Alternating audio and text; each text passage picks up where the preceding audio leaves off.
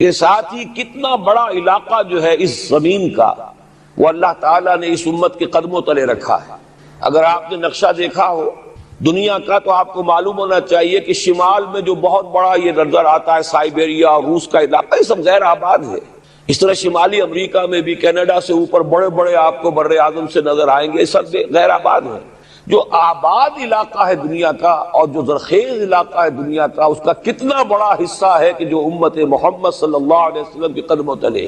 Indonesia Malaysia سے چلے آئیے، اس کے بعد مسلسل چاہے کہیں مسلمان اقلیت میں تھوڑے بہت ہیں، لیکن پھر بنگلہ دیش آتا ہے، بڑی عظیم اکثریت کا ملک ہے۔ پھر بھارت میں اگرچہ اقلیت میں ہے لیکن 20 کروڑ مسلمان بھارت میں اس وقت ہے۔ پھر جو پاکستان سے شروع ہوا سلسلہ، افغانستان، ایران، چلتے جائیے ادھر ترکستان، چینی ترکستان، روسی ترکستان، پھر آگے چلیے عالم عرب، افریقہ کا پورا شمالی علاقہ، افریقہ کا تقریباً سارا وسطی علاقہ، یہ سب کیا ہے؟ کتنا بڑا رقبہ ہے، اور ہر طرح کی نعمت اللہ نے دی ہے۔ اس میں نباتات بھی ہیں، اس میں معدنیات بھی ہیں، اور سب سے بڑھ کر آج کی دنیا میں جو اہم ترین شے ہے کہ پیٹرول جو ہے، تیل جو ہے، اس کے سب سے بڑے ذخائر وہ ہیں کہ جو مسلمانوں کے قدمے تلے ہیں۔ اتنی تعداد میں ہونے کے باوجود، اتنے وسائل کے پر بظاہر قابض ہونے کے باوجود، سوال یہ ہے کہ کیا آج دنیا میں امت مسلمہ کو عزت حاصل ہے یا یہ ذلیل ہے؟ اسے غلبہ حاصل ہے یا مغلوب ہے؟ اسے کوئی دنیا میں وقار حاصل ہے یا یہ بالکل بے وقار ہو کر رہ گئی؟ یہ بات ہے جو ہمارے سمجھنے کی ہے آج کیوں ذلیل کہ کل تک نہ تھی پسند، گستاخی فرشتہ ہماری جناب میں۔ اس وقت صورت یہ ہو چکی ہے، آپ کو معلوم ہے کہ ہر جگہ پر پسماندگی کا نشان مسلمان ہیں۔ ہمارے سارے وسائل پر دوسروں کا قبضہ ہے۔ ایک ہی شے رہ گئی تھی تیل، خلیج کا تیل، اس پر بھی آ کر امریکہ کی فوجیں ان کے سر پر بیٹھ گئی ہیں۔ سارا کا سارا تیل اب ان کے قبضے میں۔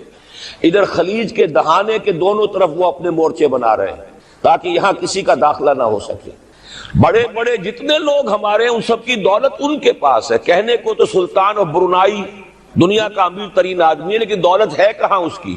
انویسٹڈ تو وہی ہے، اسی کے بینکوں میں ہے، انہی کی کمپنیوں میں ہے، کسی کے پاس کچھ نہیں ہے۔ سعودی عرب کے کوئی ڈالر ہے تو کہاں ہے؟ جیسے شہنشاہ ایران کا جو اثاثہ تھا، سرمایہ تھا، جو سارا کا سارا انہوں نے جو ہے وہ فریز کر لیا۔ تو یہ دولت تو ساری وہی ہے۔ کہنے کو ہے کہ آپ کے اکاؤنٹ میں اتنا روپیہ ہے، لیکن سوال یہ ہے کہ وہ اکاؤنٹ فی الواقع کس کے قبضے میں؟ پھر آپ کو معلوم ہے کس طریقے سے مسلمانوں کے ساتھ سلوک ہو رہا ہے۔ ہر جگہ پر جہاں چاہیں، جس طرح چاہیں انہیں ستا لیں۔ اور ان میں بھی سب سے بڑھ کر جو بات میں آپ سے کہوں گا، آج دنیا میں جتنے بڑے پیمانے پر محمد عربی صلی اللہ علیہ وسلم کی توہین و تذلیل ہوئی ہے، پوری انسانی تاریخ میں نہیں ہوئی۔ رشدی نے کتاب لکھی، بدترین حملے کیے۔ کیا رنگیلا رسول کتاب تھی جو لکھی تھی کسی ہندو نے، جس کو کہ ایک مسلمان نے پھر خنجر گھونپ کر اور ہلاک کر دیا تھا۔ وہ تو کچھ بھی نہیں تھی۔ اس کتاب کو رنگیلا رسول کو 100 سے ضرب دیجئے تو یہ کتاب بنتی ہے سیٹنک ورسز، اور وہ ملینز نہیں بلینز کی تعداد میں شائع ہوئی۔ اس کے خلاف احتجاج اگر کسی نے کیا ہے تو ان کے اوپر جوتے پڑے ہیں، ان پر ڈنڈے پڑے ہیں۔ پوری مغربی دنیا اس کے پیچھے آ گئی ہے، سپورٹ کیا ہے۔ لے دے کے ایک ملک نکلا ایران، اس نے کم سے کم یہ کہ اس کے قتل کا فتویٰ تو دیا، لیکن کیا کرے، قتل کرنے کی تو نوبت نہیں آئی۔ پورا عالم عیسائیت اس کی پشت پناہ ہے، اس کی مدد کر رہا ہے۔ یہ اتنی بڑی توہین محمد رسول اللہ صلی اللہ علیہ وسلم کی اور آپ کی ازواج مطہرات کی، اور یہ بظاہر ایک ایسے شخص کے ہاتھوں جس کا نام مسلمانوں کا سا ہے، اس کا اتنا بڑے پیمانے پر ہونا، اور پھر یہ کہ مسلمان 120 کروڑ ہونے کے باوجود کچھ نہیں کر سکتے۔ میں وہ چیزیں نہیں گنوانا چاہتا کہ 15 لاکھ جو ہیں وہ ہمارے افغان بھائی جو ہیں انہوں نے جانیں دی، فائدہ کس کو پہنچا؟ تاحال امریکہ کو، کہ اس کی جو مد مقابل قوت تھی USSR وہ ختم ہو گئی۔ اسی طریقے سے جو کچھ کشمیر میں ہو رہا ہے، ہماری بے ہمیتی، بے غیرتی کا عالم یہ ہے۔ ہم کچھ اندر خانے تھوڑی بہت کو مدد کر کے سمجھتے ہیں کہ ہم نے فرض ادا کر دیا، جبکہ فرض تو یہ ہونا چاہیے تھا کہ ہم براہ راست اعلان کرتے اور انڈیا کو الٹیمیٹم دیتے کہ سٹاپ دس بزنس، یا یہ کہ پھر ہم سے جنگ ہے۔ جنگ کا نتیجہ تو پھر اللہ جس کو چاہے دے گا۔ اگر انسان اللہ تعالیٰ پر اعتماد رکھتا ہو، توکل رکھتا ہو، اپنے موقف کی حقانیت پر بھی اسے یقین ہو، تو کم من فیۃ قلیلۃ غلبت فیۃ کثیرۃ تاریخ میں ہمیشہ ہوتا آیا ہے کہ چھوٹی قوتیں جو ہیں ان کو غلبہ اللہ نے عطا کیا ہے بڑی قوتوں پر، لیکن بے غیرتی کا عالم یہ ہے، بے حمیتی کا عالم یہ ہے، زبانی کلامی ہم سے بڑا ہمدرد کوئی نہیں مسلمانان کشمیر کا، جس لیڈر کو دیکھو بڑھ چڑھ کر بیان دے گا، لیکن عملاً ہم کیا کر رہے ہیں؟ یہ ساری صورتحال جو میں نے آپ کو بتائی ہے، ویسے تو اب یہ کہ اگر اس میں ایک خاکہ سا میں نے آپ کے سامنے رکھا ہے، اس میں رنگ بھروں تو ظاہر ہے کہ یہ پورا گھنٹہ اسی میں لگ جائے گا، لیکن جو اس کا اصل لب لباب ہے وہ یہ ہے کہ ہم اپنی جگہ بڑے خوش ہیں کہ ہم امت مرحوم ہیں، ہم تو امت محمد ہیں صلی اللہ علیہ وسلم، ہم تو اللہ کے پیارے ہیں، ہم اللہ کے لاڈلے ہیں، ہمیں اللہ کی شفاعت، ہمیں اللہ کے رسول کی شفاعت بھی ملے گی، جنت تو گویا کہ ہمارا پیدائشی مقام ہے۔ یہ سارے جو بھی ہمارے ذہنوں کے اندر ہیں خیالات، اور یہ جو ہمارے من گھڑت عقائد ہیں، آپ سوچئے کہ جب ہم جو آبجیکٹیو کنڈیشنز ہیں، گیون کنڈیشنز ہیں، جو سامنے کے حالات ہیں، ان سے جب تقابل کرتے تو معاملہ بہت مختلف ہے۔ یہ کیوں ہے؟ اصل میں سوال جب تک آپ اپنے سامنے نہیں رکھیں گے اس کا جواب جو ہے اب اس پر غور کیجئے، کیوں ہے؟ کیا اللہ تعالیٰ کو محمد الرسول اللہ کی عزت و حرمت پیاری نہیں ہے؟ کیا محمد الرسول اللہ اللہ کے پیارے نہیں ہیں، حبیب رب العالمین نہیں ہے؟ کیا اللہ تعالیٰ کو کفار سے زیادہ محبت ہے؟ کیا وجہ ہے؟ رحمتیں ہیں تیری اغیار کے کاشانوں پر، اور برف گرتی ہے تو بیچارے مسلمانوں پر۔ سائنس میں وہ آگے ہیں، مالیات پر ان کا شکنجہ کسا ہوا ہے پوری دنیا پر، تہذیب ان کی ہے، تمدن ان کا ہے، ہم تو ان کے کیمپ فالوورز ہیں، نقش قدم پر چل رہے ہیں، ہم تو ان کی صرف یہ کہ نقالی کر رہے ہیں۔ تو سوچئے وجہ کیا ہے؟ کیا اللہ کو کفر زیادہ پسند ہے اسلام سے؟ کیا اللہ کو محمد الرسول اللہ صلی اللہ علیہ وسلم کی عزت و حرمت کا کوئی خیال نہیں؟ سوچنے کی بات ہے۔ ظاہر بات ہے کہ ان سوالات کا جواب تو ہاں میں آپ نہیں دے سکتے، یقیناً ایسا نہیں ہے۔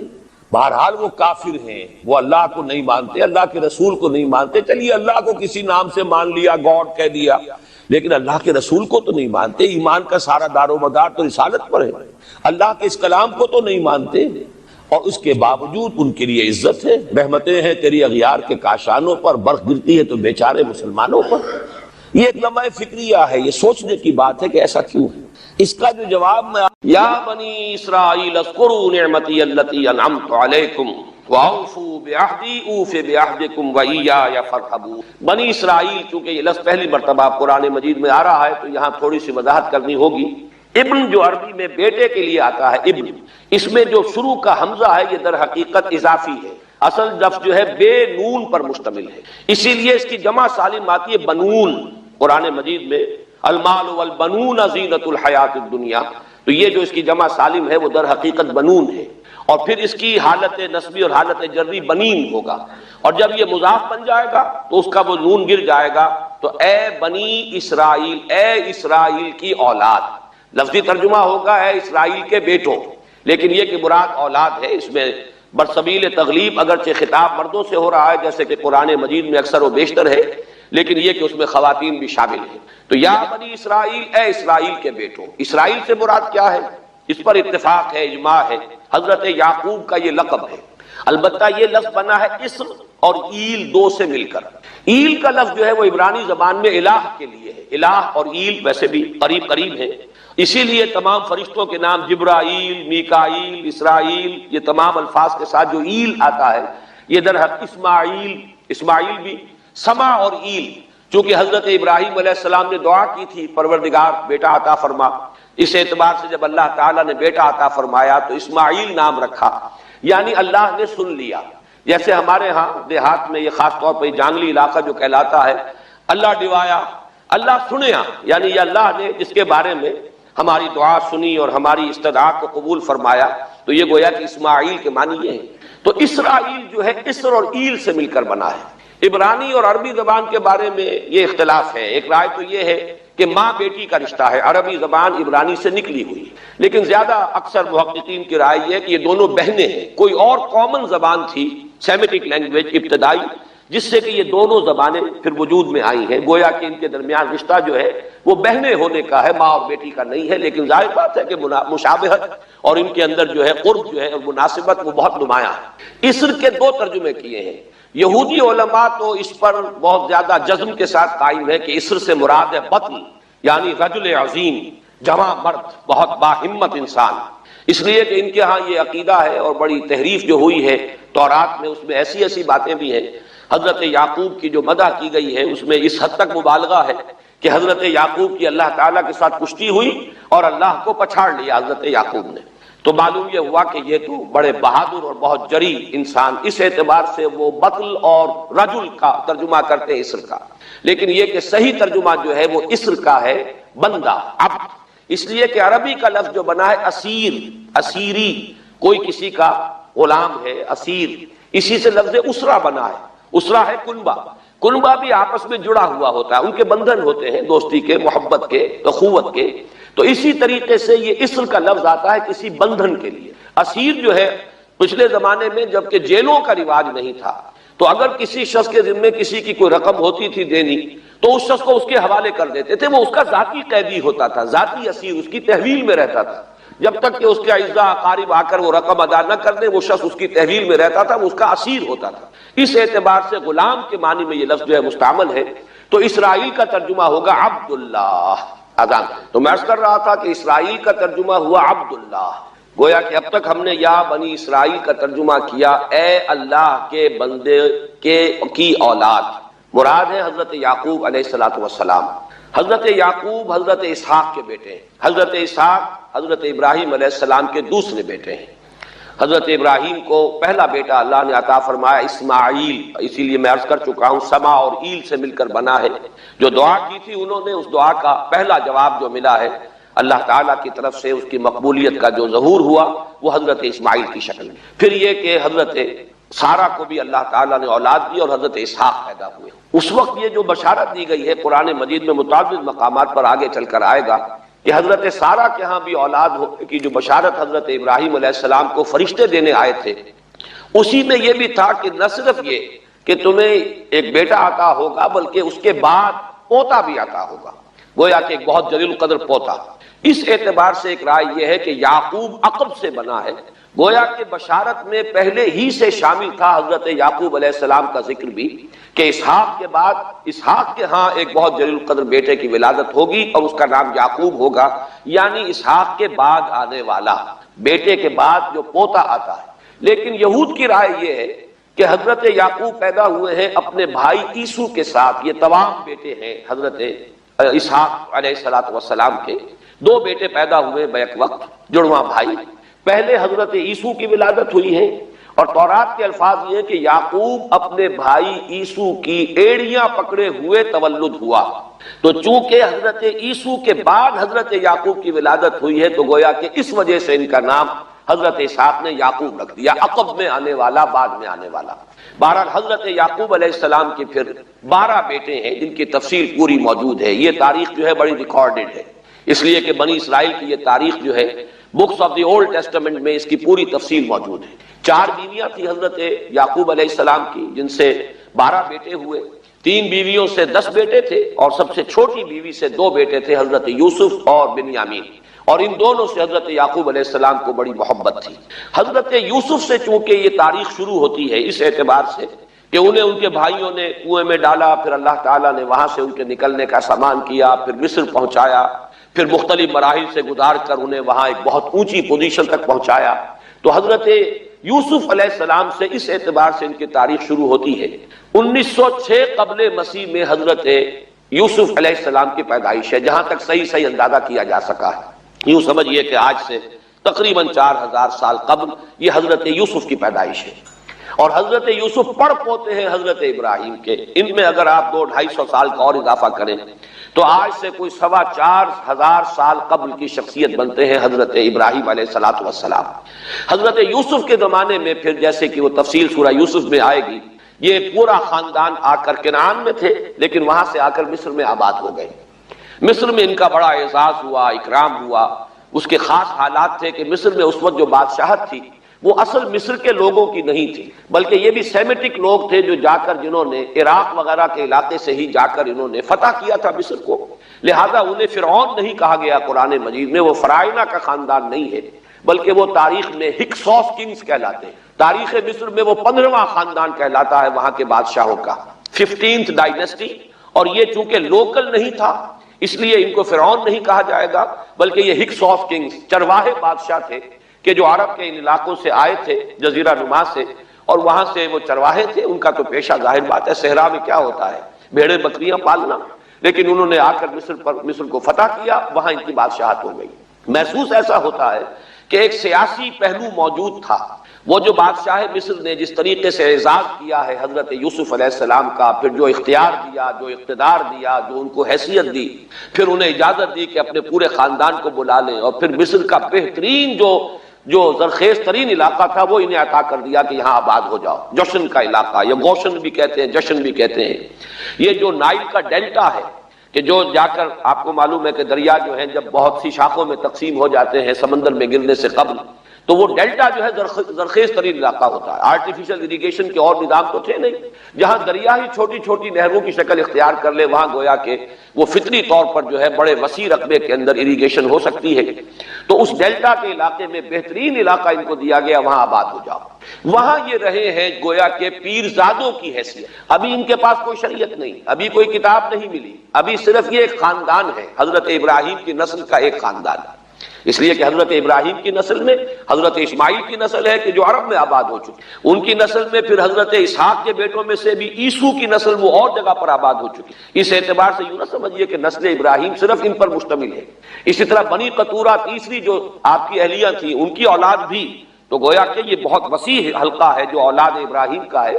تو اولاد ابراہیم میں سے ایک شاخ ہے جو آ کر، یعنی حضرت یعقوب کے 12 بیٹے اور حضرت یعقوب بھی آ کر یہاں آباد ہو گئے، اور یہاں پھر یہ کچھ عرصے تک تقریباً 100-150 برس تک تو بڑے عیش میں رہے۔ یہ تقریباً یوں سمجھیے کہ 1850 قبل مسیح میں ان کا داخلہ ہوا ہے مصر کے اندر، اور وہاں پر 150 برس جو ہیں انہوں نے بڑے عیش میں گزارے ہیں۔ یہ پیرزادے تھے اس لیے کہ بادشاہ معتقد ہو چکا تھا حضرت یوسف علیہ السلام کا، اگرچہ یہ تو ثابت نہیں ہوتا کہ وہ ایمان لایا ہو حضرت یوسف علیہ السلام پر، اس کا کوئی ثبوت نہیں ہے، لیکن معتقد تھا، اور ان کی نیکی کا، پارسائی کا، شرافت کا، ذہانت کا، صلاحیتوں کا اعتراف پوری قوم کو تھا۔ جس طریقے سے کہ انہوں نے اس ملک کی جو نیا ہے اس کو جس طرح پار لگایا ہے، وہ شدید ترین قحط کا جو ایک دور آیا اس میں سے، اور جتنا بہترین انتظام کیا اس کی بنا پر ان کی صلاحیتوں کے سب معترف تھے۔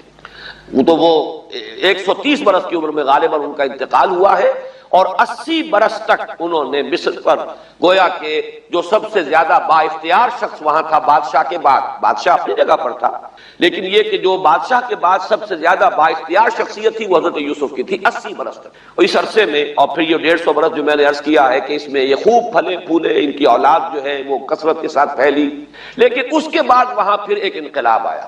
اس انقلاب کو آپ کہیں گے جیسے کہ مختلف ممالک میں آتا ہے، اب سنز آف دی سوائل جو اس ملک کے رہنے والے تھے، اصل آبادی قبطیوں کی، انہوں نے بغاوت کی اور ہکسوس کنگز کو نکال دیا، وہ خاندان ختم ہو گیا۔ جب وہ چلے گئے تو جو ہکسوس کنگز کے یہ گویا کہ بہت ہی منظور نظر تھے، اور یہ مراعات یافتہ طبقہ تھا بنی اسرائیل کا، حضرت یعقوب کی اولاد کا، اب ان پر عتاب شروع ہوا، اب ان کا زوال آیا۔ تو یوں سمجھیے کہ تقریباً 400 برس اس کے بعد ان کے بڑی ہی شدت کے اور بڑی سخت غلامی کے، رفتہ رفتہ اس میں شدت پیدا ہوتی گئی ہے، لیکن یہ ہے کہ یہ 400 برس اس لیے کہ پھر 1300 قبل مسیح میں 550 برس بعد پھر ان کا ایکسوڈس ہوا ہے مصر سے، جب حضرت موسیٰ علیہ السلام کو اللہ تعالیٰ نے مبعوث فرمایا، پھر حضرت موسیٰ علیہ السلام ان کی نجات کا ذریعہ بنے، اور پھر مصر سے لے کر وہ انہیں نکلے ہیں، معجزانہ انداز میں ہی سمندر کو پھاڑ کر ان کے لیے اللہ نے راستہ بنایا ہے، قدم قدم پر معجزوں سے ان کی تائید کی ہے۔ کھانے پینے کے لیے صحرائے تیہ میں کچھ نہیں تھا تو من و سلوہ دیا ہے، پانی پینے کے لیے نہیں تھا تو ایک ضرب سے چٹان میں سے 12 چشمے جو ہے اللہ تعالیٰ نے بہا دیے کہ 12 قبیلے ہیں آپس میں لڑے نہ، کہیں پانی پینے پلانے پہ جھگڑا اور کہیں گھوڑا آگے بڑھانے پہ جھگڑا۔ قبائلی زندگی میں یہ بڑا سینسیٹیو ایشو ہوتا ہے، لہذا قد علم کل اناس مشربہم، ہر قبیلے کے لیے ایک گھاٹ معین ہو گیا، تمہارا چشمہ یہ ہے، تمہارا چشمہ یہ ہے، ایک ضرب سے 12 چشمے پھوٹ گئے۔ پھر انہیں وہاں کوہ طور کے قریب پڑاؤ ڈال کر ان کو وہاں چھوڑ کر حضرت موسیٰ علیہ السلام جو ہے اللہ تعالیٰ کی طلبی پر کوہ طور پر گئے ہیں، وہاں تورات عطا ہوئی۔ تو تورات کے عطا کیے جانے کے بعد اب سمجھیے کہ اب ان کی حیثیت ایک امت کی بن گئی، کتاب پر امت کی تشکیل ہوئی۔ یہ امت مسلمہ قرآن مجید کی بنیاد پر امت ہے۔ جب یہ کتاب دی گئی ہے، اس کی بنیاد پر ایک شریعت دی گئی ہے، کتاب دی گئی ہے، کتاب ہدایت ہے، تو اس نے امت کی شکل اختیار کی۔ یہی وجہ ہے کہ لفظ امت جو ہے قرآن مجید میں صرف مکی صورتوں کے اندر، مدنی صورتوں میں استعمال ہوا ہے۔ کنتم خیر امت اخرجت للناس سورہ آل عمران میں، کذالک جعلناکم امۃ وسطا لتکونوا شہداء علی الناس ویکون الرسول علیکم شہیدا، یہ سورہ بقرہ میں آگے چل کر آ جائے گا۔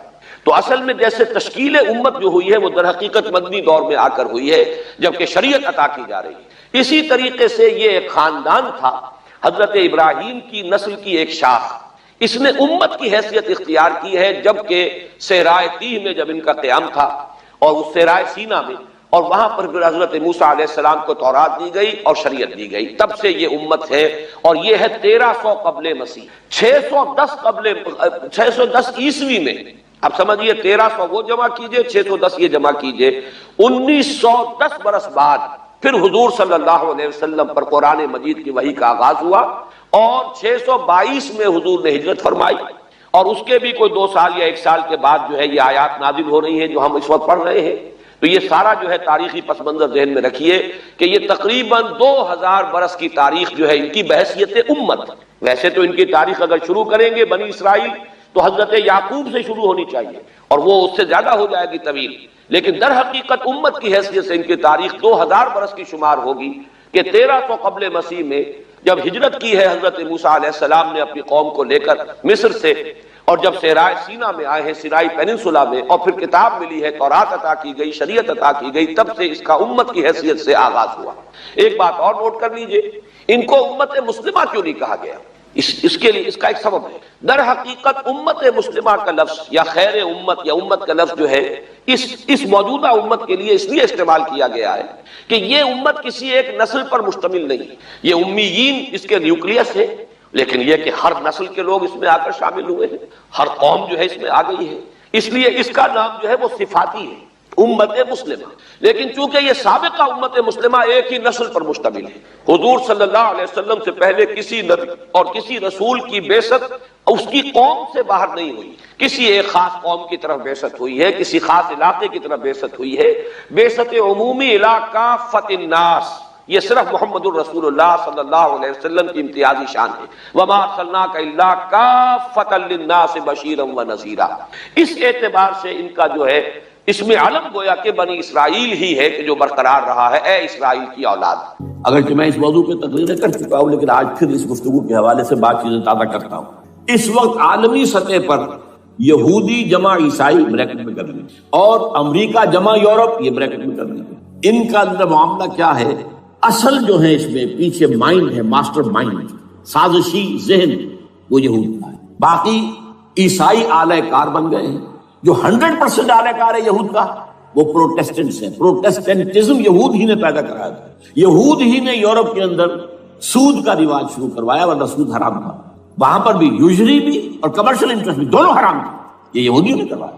اور پھر پہلا بینک بنوایا ہے انگلستان کے اندر، بینک آف انگلینڈ، اور جو پوپ کے خلاف بغاوت کرائی تو پہلی بغاوت ہوئی انگلستان کے اندر، جو چرچ آف انگلینڈ علیحدہ ہو گیا پوپ سے، اور اسی کو یہودیوں نے قرار دیا یہ ہمارا ماڈرن اسرائیل ہے، یہ اسرائیل ہمیں دیا ہے گاڈ نے، یہ جو ہے برطانیہ۔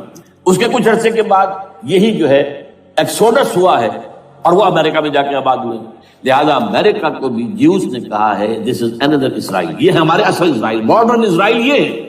اس لیے کہ جو انہیں وہاں پر اقتدار حاصل ہوا ہے، جو قوت حاصل ہوئی ہے، جس قدر دولت انہوں نے وہاں جمع کی ہے، وہاں کے جس طریقے سے جکڑ لیا ہے حکومتوں کو، فرنگ کی رگے جہاں پنجے یہود میں ہے۔ ٹھیک 100 سال پہلے علامہ اقبال یہ مشاہدہ کر کے آ گئے تھے یورپ میں، اور کون دیکھنے والا تھا کہ وہاں کیا ہو رہا ہے، بیہائنڈ دی سین کیا ہے، سامنے کیا ہے، پردے کے پیچھے کیا ہے۔ فرنگ کی رگے جہاں پنجے یہود میں، اس وقت فرنگ کا امام تھا برطانیہ، یہ وہ سلطنت تھی جس پر سورج کبھی غروب نہیں ہوتا تھا۔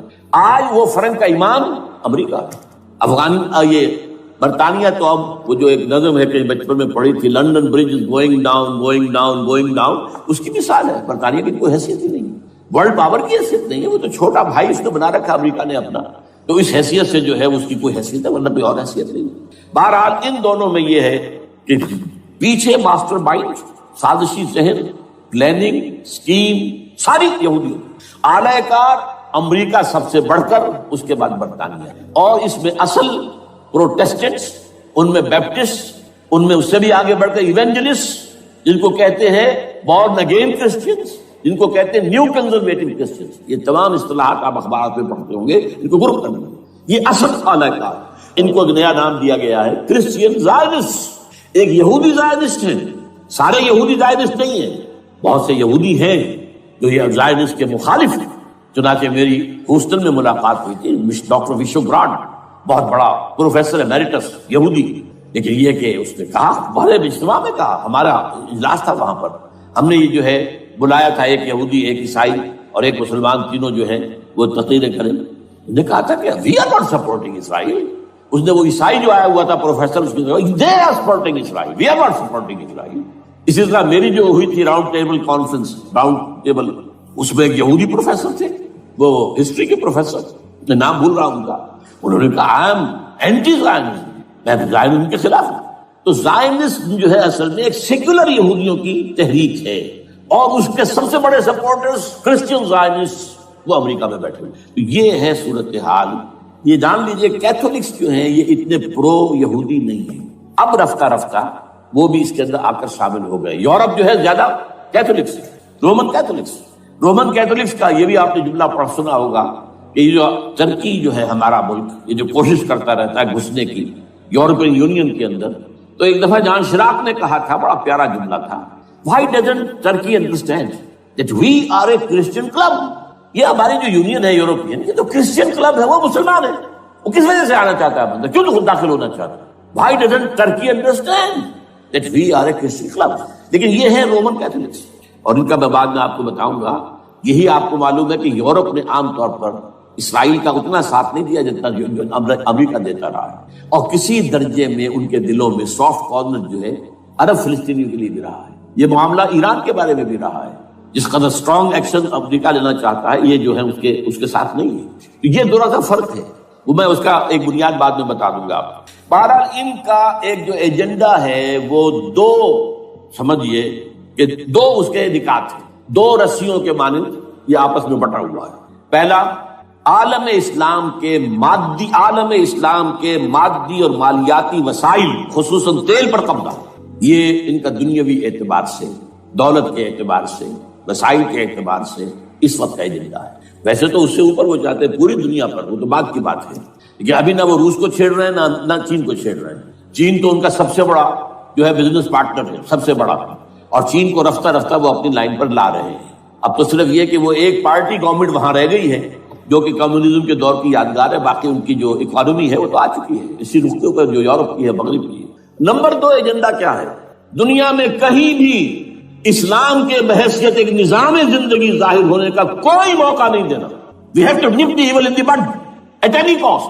یہ ان کے ایجنڈے کا دوسرا بڑا ہے۔ یہ دو ہیں انٹرٹوائنڈ، جیسے آپ لڑیوں کو بٹ دے کر رسی بناتے ہیں، ایسے یہ دو لڑیے ہیں۔ اسلام کا پولیٹیکل سوشو اکنامک سسٹم کہیں نہ آ جائے، ہو نہ جائے آشکارا شر پیغمبر کہیں، یہ ابلیس نے کنکلوڈ کیا۔ وہ جو ابلیس کی مجلس شورا ہے، ہو نہ جائے آشکارا شر پیغمبر، کہیں ایسا نہ ہو کہ پیغمبر کی شریعت دنیا کے سامنے آ جائے، پیغمبر کا نظام آ جائے۔ الحذر، آئین پیغمبر سے 100 بار الحذر، حافظ ناموس زن، مرد آزما مرد آفری، یہ معاشرت کی نظام ہو گیا۔ موت کا پیغام ہر نوع غلامی کے لیے، نہ کوئی فخور و خاکہ نہ گدائے رہنشی، یہ سیاسی نظام آ گیا، اور کرتا ہے دولت کو ہر آلودگی سے پاک و صاف، منعموں کو مال و دولت کا بناتا ہے امین۔ تم دولت کے امین و مالک نہیں ہو، اور اس سے بڑھ کر اور کیا فکر و عمل کا انقلاب، بادشاہوں کی نہیں اللہ کی ہے یہ زمین، ان الارض للہ۔ یہ نظام کہیں نہ آ جائے، یہ ہے جس میں کہ وہ خطرہ محسوس کر رہا تھا۔ اور اس کے بعد یہ کہتے ہیں یہ تو تھا عصر حاضر کے تقاضے، لیکن یہ کہ صورتحال کیا ہے؟ ہو نہ جائے آشکارا شرع پیغمبر کہیں، ہے یہی یہ معاملہ اس طرح رکھو کہ خود مومن ہے محروم یقین، یہ غنیمت ہے کہ خود مومن ہے محروم یقین۔ ہمیں اگر کوئی سہارا ملتا ہے تو اس سے کہ مومنوں کو بھی، نام نہاد مسلمانوں کو بھی اپنے اس نظام پر یقین نہیں، وہ نماز پر یقین رکھتے ہیں، روزے پر رکھتے ہیں، زکوٰۃ کو بھی جو بھی اللہ تعالیٰ نے جس کو توفیق دیتا ہے، حج کرتے ہیں، عمرے کرتے ہیں، یہ ہے سب. لیکن یہ کہ یہ غنیمت ہے، چشم عالم سے رہے یہ پوشیدہ یہ آئین تو خوب. وہ ابلیس کہتا ہے کہ یہ آئین چشم عالم سے پوشیدہ رہنا چاہیے. یہ غنیمت ہے کہ خود مومن ہے محروم یقین. ہمارے لیے جو ہے اگر کوئی سانس لینے کی جگہ ہے وہ یہ ہے، حوصلہ افزائی اگر ہے تو اس میں ہے کہ خود مومن محروم یقین ہے، اس کے سامنے وہ راستہ ہے ہی نہیں.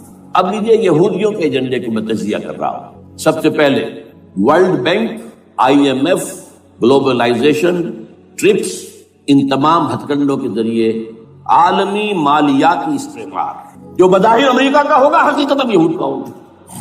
یہودیوں کے نزدیک پوری نوع انسانی حیوانوں کے مانند ہے. They are not human beings, they are goyim, they are Gentiles. یہ انسانی شکل میں حیوان ہیں، اور جیسے حیوانوں کو ایکسپلائٹ کرنا، استعمال کرنا انسانوں کا حق ہے. گھوڑے کو آپ باندھتے رہے ہیں نا ٹانگے کے آگے، اور بیلوں سے آپ ہل جتواتے رہے ہیں، تو جیسے یہ حق ہے ایسے ہمارا حق ہے پوری دنیا کے جو ہے وسائل ان کو کھینچے. ہاں جیسے گھوڑے اور بیل کو بھی کچھ نہ کچھ دانا تو ڈالنا پڑتا ہے، چارہ تو دینا پڑتا ہے، تو ان کو بھی کچھ دو. یہ پوری نوع انسانی ورکرز بن کر رہ جائے، حیوان بن جائیں، بالکل شہوت کے غلام بنا دو انہیں، اخلاقی اقدار کا بیڑا غرق کر دو، خاندانی نظام کو تہوبارہ کر لو. یہ باقاعدہ جو protocols of the elders of the Zion سب میں موجود ہے لکھا ہوا، جو 1897 میں انہوں نے پاس کیا اپنا پروگرام. بیسل سوئٹزرلینڈ کا ایک شہر ہے. Protocols of the elders of the Zion. ان کو حیوان بنا دو، بس حیوانوں سے کام لیتے رہو. ہاں ان کی کمائی کا کچھ حصہ ان کے لیے چھوڑ دو، وہ بھی زندہ رہیں، وہ بھی آخر کام کیسے کریں گے، اور اصل جو ہے ملائی کھینچ دو اپنے اس نظام کے ذریعے سے. World Bank, IMF، stock exchange, TRIPS, globalisation, اس کے ذریعے سے عالمی مالیاتی استعمار. نمبر 2 ایک ہے ان کا ایجنڈا، یہ تو عالمی ہے. دوسرا ایجنڈا کیا ہے؟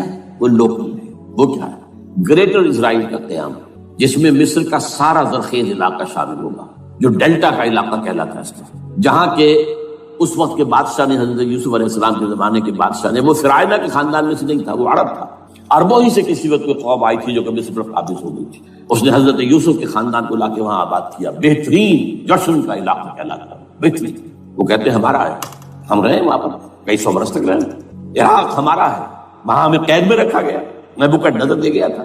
عرب کا شمالی حصہ جو ہمارا ہے، وہاں خیبر میں یہودی قلعے تھے، اور وہاں مدینے کے اندر جو ہے 3 قبیلے یہودی تھے جنہیں محمد نے صلی اللہ علیہ وسلم نے وہاں سے نکال پار کیا تھا. جارڈن، یہ ترکی کا بھی کچھ حصہ ہمارا ہے. باقی پورا لبنان اور پورا فلسطین، یہ سب اس کے اوپر بنے گا ایک greater Israel. This is there local agenda. اور اس کے لیے ضروری ہے ایک بہت بڑی جنگ. ایسے آسانی سے نہیں ہو جائے گا. آرمگیڈون، جس کو حضور نے فرمایا الملحمۃ العظمیٰ، الملحمۃ الکبریٰ، بہت بڑی جنگ، جس کی خوفناکی اور تباہ ناکی کا اندازہ اس سے کیجیے. حضور فرماتے ہیں کہ اگر ایک باپ کے 100 بیٹے یا ایک دادا کے 100 پوتے ہوں گے تو ان میں سے 99 ختم ہو جائیں گے، ایک بچے گا. اور ایک جگہ فرماتے ہیں اتنی اموات ہوں گی، اتنی لاشیں ہوں گی کہ ایک نفاست پسند پرندہ جو ہے، جو گندگی پہ نہیں اترنا چاہتا. ایک تو ہے یہ کوے، چیلیں، گدھ، وہ تو گندگی ہی کی تلاش میں ہے مردار کھانے کے لیے، وہ تو لاشوں کو نوچ رہے ہوں گے. وہ پرندہ جو ہے نفاست پسند پرندہ، وہ نہیں اتر سکے گا، اڑتا اڑتا چلا جائے گا، لیکن لاشوں کا سلسلہ ختم نہیں ہوگا، یہاں تک کہ تھک ہار کر لاشوں پر گر جائے گا. یہ دور نہیں ہے، اس لیے کہ اس پر متفق ہیں یہودی بھی اور عیسائی. پروٹسٹنٹس عیسائی اس کے اوپر پوری طرح متفق ہیں. آرمگیڈون، جسے آپ 3rd ورلڈ وار کہہ لیں، الملحمۃ العظمیٰ کہہ لیں، الملحمۃ الکبریٰ کہہ لیں، حضور کے الفاظ میں یہ آئے گی. اس کے نتیجے میں گریٹ اسرائیل بنے گا. نمبر 3 پھر بنے گا 3rd ٹیمپل، جو ٹائٹس نے گرا لیا تھا 70 میں، سن 70 عیسوی، جسے گرے ہوئے کتنا عرصہ ہو گیا؟ 2008. اندازہ کر لیجیے 1800 کتنے برس ہو چکے. وہ دوبارہ بنائیں گے 3rd ٹیمپل، اور اس کے لیے مسجد اقصیٰ کو گرائیں گے، اور ڈوم آف دی راک، قبۃ الصخرہ، وہاں لا کر پھر اس میں کنگ ڈیونز تھرون لا کے رکھا جائے گا. یہ بھی میرے علم میں پہلی مرتبہ اسی ٹرمپٹ کی اشارے سے آیا. وہ کیا ہے؟ حضرت داؤد کا. آج سے کتنے 1000 سال پہلے کی بات ہے، اندازہ کیجیے. 1000 قبل مسیح، اور یہ اب 2000 ہو گیا عیسوی، 3000 برس تو ہو گئے. وہ کیا تھا؟ ایک پتھر تھا جس پر بٹھا کر حضرت داؤد کی تاج پوشی کی گئی، پھر اسی پر حضرت سلیمان کی تاج پوشی، پھر اسی پر ان کے بادشاہ آتے رہے، تاج پوشی ہوتی گئی. ٹائٹس نے جب گرایا ہے سن 70 عیسوی میں، یروشلم کو برباد کیا، 1,33,000 یہودی ایک دن میں قتل کیے، ایک دن میں، باقی نکال دیا، بھاگ جایا سے۔ اس کو کہتے ہیں diaspora, that started in 70 AD، یہ منتشر ہو گیا، جس کا جہاز سنگھ سمایا چلا گیا، یورپ میں چلے گئے، شمالی افریقہ میں، مسلمان ملکوں میں، انڈیا میں آ گئے، ایران میں آ گئے، سب جگہ وہاں سے نکال دیے ڈائسپورا۔ بہرحال وہاں سے وہ ٹائٹس وہ پتھر لے گیا، وہ روم میں لے گیا، روم سے کسی طرح وہ آئرلینڈ پہنچ گیا۔ آئرلینڈ پیور کیتھولک ملک ہے، آپ کو معلوم ہے، اور وہاں پر پروٹیسٹنٹس کی اور کیتھولکس کی جنگیں ہوتی رہتی ہیں۔ کبھی بھی شیعہ سنی مسلمانوں کی اس طور سے خانہ جنگی نہیں ہوئی ہے جیسے کہ وہاں ان دو عیسائیوں میں کیتھولکس اور پروٹیسٹنٹس میں ہوتی ہے۔ وہ رومن کیتھولک ملک ہے۔ وہاں سے وہ انگلینڈ میں آیا، انگلینڈ میں جب آ گیا، بلکہ وہاں سے اسکاٹ لینڈ سے انگلینڈ میں پھر اس کو ایک کرسی کے اندر اس کی سیٹ کی حیثیت سے بنا کر ایک تھرون کی شکل دے دی گئی، اور وہ جو ویسٹ منسٹر ایبے ہے، برطانیہ کے پارلیمنٹ کے ساتھ جو چرچ ہے ویسٹ منسٹر ایبے، وہاں اس کو لا کے رکھ دیا گیا۔ اس وقت سے برطانیہ کے بادشاہوں اور ملکاؤں کی تاج پوشی وہاں ہوئی۔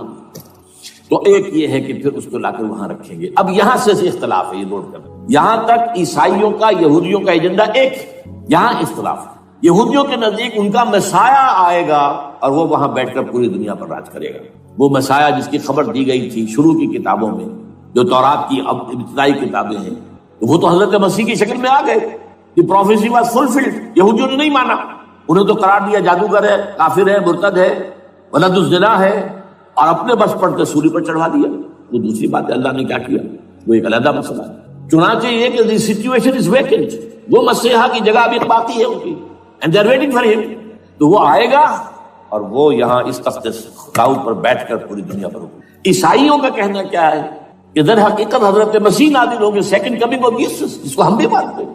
اگر کہ ہوگا کیسے، حالات و واقعات کا کیا ہمارے نزدیک رنگ ہے، وہ کچھ مختلف ہے، وہ میں اس کو بیان نہیں کر سکتا۔ حضرت مسیح علیہ السلام پھر اس تخت پر بیٹھیں گے ان کے عیسائیوں کے مطابق۔ چنانچہ پوپ جو مر گیا ہے، پال سیکنڈ، اس کو یہ ٹرمپٹ والے کہتے ہیں شیطان، اور ان کا کہنا یہ ہے کہ اس شیطان نے the old ancient Holy Roman Empire کو ریوائیو کیا ہے یونائٹڈ یورپ بنا کر، اور ان کا مقصد کیا ہے کہ یہ فلسطین میں ایک رومن کیتھولک حکومت قائم کرنا چاہتے ہیں۔ یہودی اپنی حکومت چاہتے جو ہے، اور وہ اپنی حکومت چاہتے ہیں، یہ ان کا کہنا ہے۔ یہ میں نہیں جانتا کہ اس میں کس حد تک ان ایک دوسرے پر الزام درست ہے، لیکن جیسے کہ آپ کو معلوم ہے کہ انڈونیشیا کے اندر بھی ہوا تھا، ایک جزیرے کو تقسیم کر دیا، ایک حصہ جو ہے اس کا وہ رومن کیتھولک ریاست بن گیا۔ شاید نائجیریا میں بھی اس طرح کا معاملہ ہوا ہے تھوڑے علاقے کے اندر، وغیرہ وغیرہ۔ تو یہ ہے، لیکن بہرحال یہ ان کا۔ عیسائیوں کا معاملہ کیا ہے، میں نے جیسا کہ بتایا کہ یہ تو اس ایجنڈے کے اندر متفق ہے، اور عیسائی بھی ورلڈ ڈومینیشن، مالیاتی جو ہے استعمار، اس کے لیے کوشاں ہے۔ لیکن ان کے نزدیک حضرت عیسیٰ ابن مریم آئیں گے علیہ الصلوۃ والسلام، اور وہ حکومت کریں گے۔ اس پورے ڈرامے کا اسکرپٹ پورا یہودیوں کا لکھا ہوا ہے، اور انہی کی سازش اس پورے ڈرامے کے پیچھے ہے۔ البتہ بظاہر اس ڈرامے کا بڑا کیریکٹر جس سے آپ ہیرو کہیں وہ امریکہ ہے، اور اس کے تابع یورپ بھی ہے۔ یہ ہے عالمی سطح پر معاملہ اس وقت۔ ویسے میری 2 کتابیں جو ہے اس پر کتابچے ہیں، 4 سال پہلے میں نے اسی مقام پر 2 تقریریں کی تھی، ایک موجودہ عالمی حالات اور اسلام کا مستقبل، وہ دوسرا حصہ جو میں اس وقت نہیں چھیڑ رہا، ہوگا کیا اصل میں، جس میں یہ ہے کہ کہیں اسلامی ریاست قائم ہو، خلافت کا نظام قائم ہوگا کہاں ہوگا، یہ میں بات نہیں کر رہا۔ حضرت مہدی کا ظہور ہوگا، وہ آئیں گے عرب کے اندر۔ پھر یہ ہے کہ وہ جو گریٹر اسرائیل کے خلاف جہاد ہوگا، اور اللہ کرے گا کہ رفتہ رفتہ یہ ممالک جو ان سے لے لیے جائیں گے، یہاں تک کہ بالآخر ایک یہودی اعلان کر دے گا میں ہوں مسیح، جس کو کہ عیسائی بھی کہتے ہیں اینٹی کرائسٹ، اور یہ کہتے ہیں یہ بیپٹسٹ بھی کہ اینٹی کرائسٹ جو ہے وہ یہودی ہوگا۔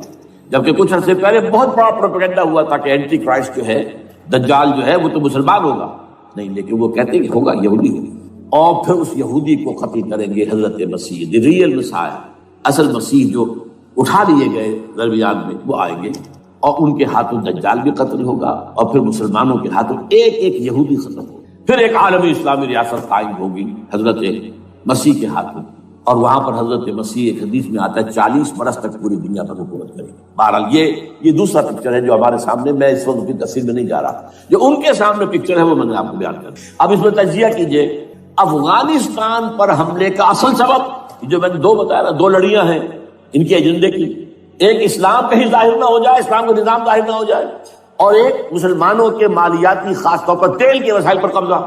اب افغانستان میں کیا ہوا ہے، یہ سارا معاملہ تھا اسلام کا راستہ روکنے کے لیے کہ یہاں تو اسلام ایک شکل دکھا رہا ہے اپنی، اور اگر انہیں موقع مل گیا تو یہ تو ایک ایسی ویلفیئر اسٹیٹ قائم کر دیں گے، زکوٰۃ کا نظام قائم ہو جائے گا تو اعلیٰ ترین ویلفیئر اسٹیٹ قائم ہو جائے گی، اور اگر یہاں پر جو ہے یہ ساری سزائیں نافذ ہو گئی، معاشرہ کرائم فری ہو جائے گا، لوگوں میں محبت ہوگی، مساوات ہوگی، اور یہ کہ عام لوگوں کے لیے ویلفیئر ہوگا، اور یہ سامنے نظام آ گیا تو پھر ہمارا یہ نظام کیپیٹلزم یہ کہاں رہے گا، اس کو تو منہ چھپانے کی جگہ نہیں ملے گی۔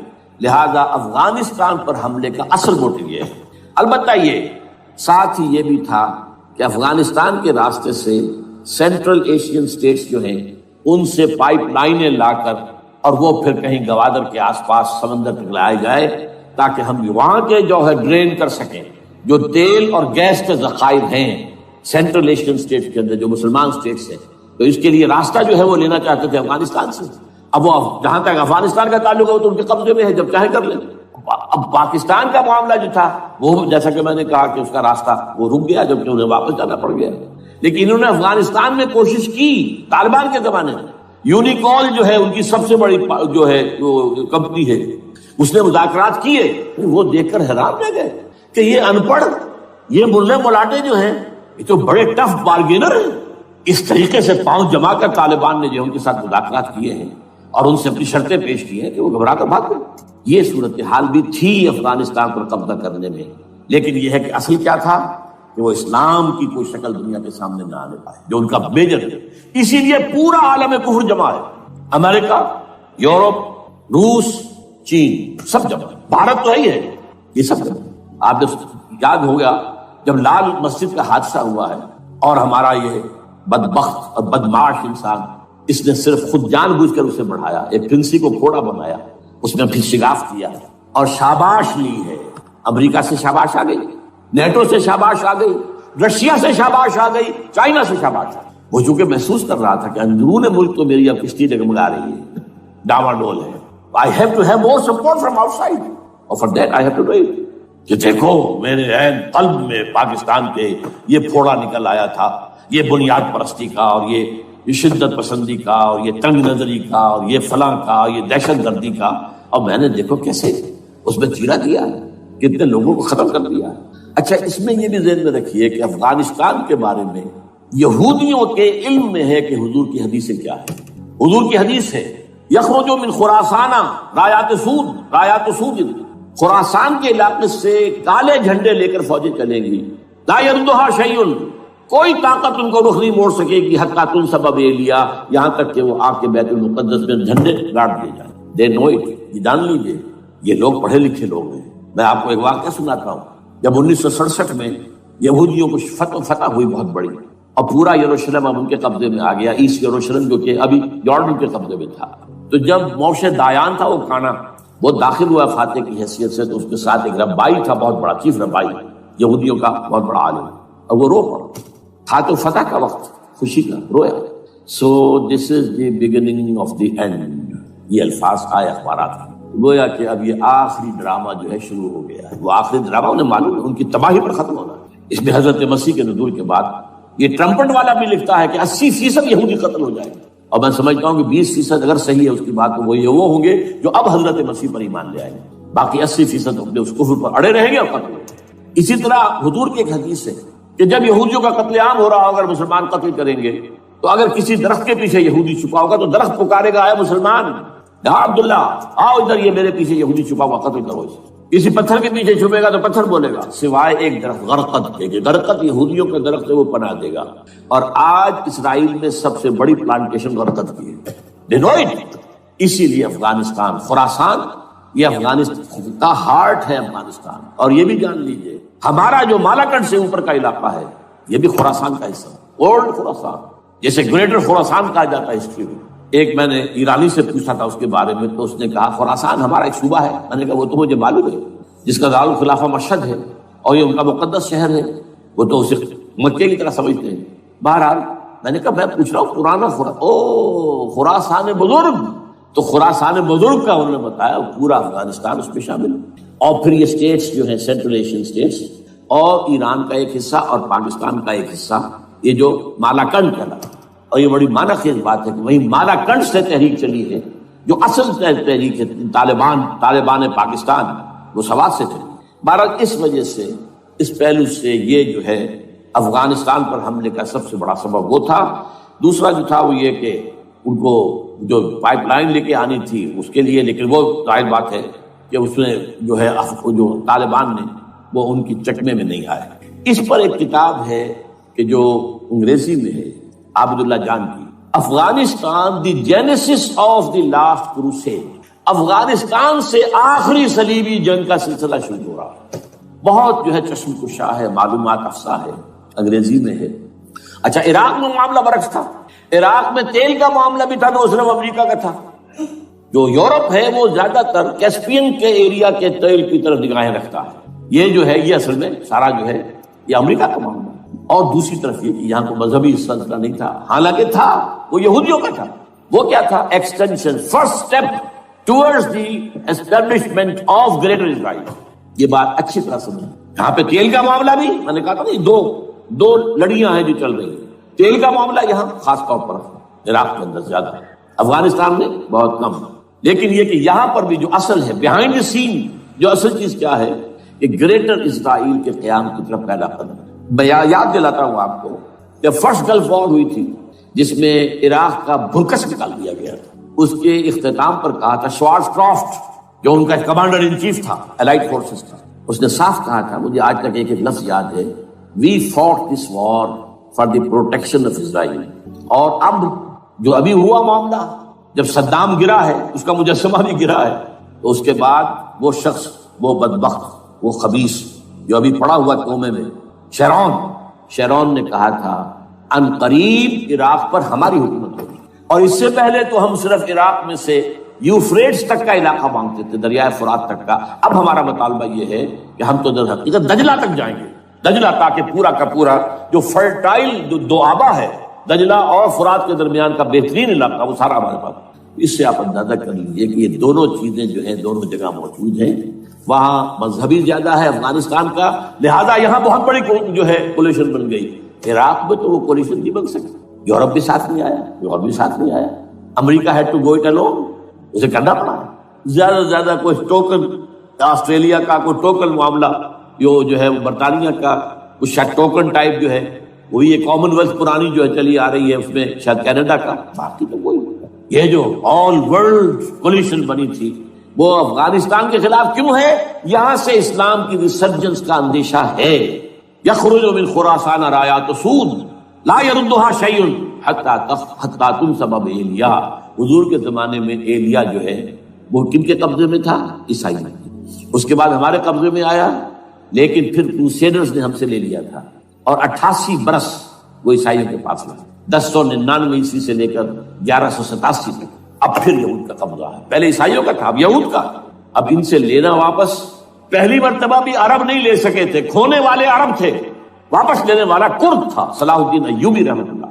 اب بھی کھونے والے عرب ہیں، مصر اور شام اور اردن، تینوں کا مقابلہ کیا اس نے، اسرائیل نے، اور قبضہ کیا پورے ویسٹ بینک پر، گولان ہائٹس پر، سینائی پیننسولا پر، اور یہ کھو دیا ہم نے اپنے ہاتھ سے۔ اور اب بھی عربوں میں تو کوئی دم نہیں ہے، کوئی جان نہیں ہے، ان کو عیاشیوں نے، دولت مندی نے بالکل تباہ و برباد کھوکھلا کر کے رکھ دیا۔ بہرحال یہ جو چیزیں میں نے آپ کو بتائی ہیں، یہ تو وہ پلانز ہیں جو سب شیاطین جن و انس کے پروگرام ہیں۔ وہ جیسے کہ کبھی کہا تھا خمینی صاحب نے، شیطان بزرگ، دی گریٹسٹ سیٹن، امریکہ۔ اصل میں امریکہ، اور اس کے پیچھے حقیقت میں یہود، سامنے امریکہ، پیچھے یہود۔ بالفعل کیا ہوگا یہ تو پھر اللہ ہی جانتا ہے کیا ہوگا۔ وَمَكَرُوا وَمَكَرَ اللَّهُ، کافر اپنی چالیں چلتے ہیں، اللہ اپنی چال چلتے ہیں۔ اور سَنَسْتَدْرِجُهُم مِّنْ حَيْثُ لَا يَعْلَمُونَ وَأُمْلِي لَهُمْ إِنَّ كَيْدِي مَتِينٌ۔ اے نبی آپ گھبرائیں نہیں، ہم ان کافروں کو رفتہ رفتہ وہاں سے لے آئیں گے جہاں سے آپ کو بھی، جہاں انہیں احساس تک نہیں ہوگا کہ یہ تو گرفت میں آ رہے ہیں، ٹریپ ہو رہے ہیں، اور ابھی ذرا میں انہیں ڈھیل دے رہا ہوں۔ میں املی لہم ان قیدی متین، میری چال بہت مضبوط۔ وہ اللہ کیا کرے گا وہ میں نے آپ کو بتایا، جھلک دکھا دی ہے۔ انشاءاللہ اسی علاقے میں پاکستان اور افغانستان، اور اس کا ہارٹ ہوگا یہ پشتونستان، سرحد اور مشرقی افغانستان مل کر پشتونستان، پشتون اسی مشرقی اس میں ہے، پاکستان کا مغربی صوبہ ہے، شمال مغربی سرحدی صوبہ۔ یہ ہارٹ اور پھر پاکستان اور افغانستان، انشاءاللہ یہی ہوگا۔ اور پھر یہ کہ یہاں سے فوجیں جائیں گی جو حضرت مہدی کی حکومت جمائیں گی عرب کے اندر۔ عربوں میں جان نہیں ہے کہ وہ مہدی کی حکومت کو جما سکے۔ یخرج الناس من المشرق یؤتون للمہدی یعنی سلطان ہی، مشرق کی طرف کے کسی ملک سے فوجیں آئیں گی جو مہدی کی حکومت قائم کرے، عربوں میں دم نہیں۔ بہرحال ہوگا کیا وہ میں نے کہا کہ یہ تو اللہ کے ہاتھ میں ہے۔ اب یہ کہ کرنا کیا چاہیے، یہ ہے میری تقریر کا آخری حصہ۔ دیکھیے ذوالفقار مرزا نے جو کچھ کہا اور سید قائم علی شاہ، میں خوشائند سمجھتا ہوں کہ طالبانائزیشن اور ہے، اسلامائزیشن اور ہے، ٹھیک ہے۔ چلیے آواز مکے اور مدینے، طالبانائزیشن کے اندر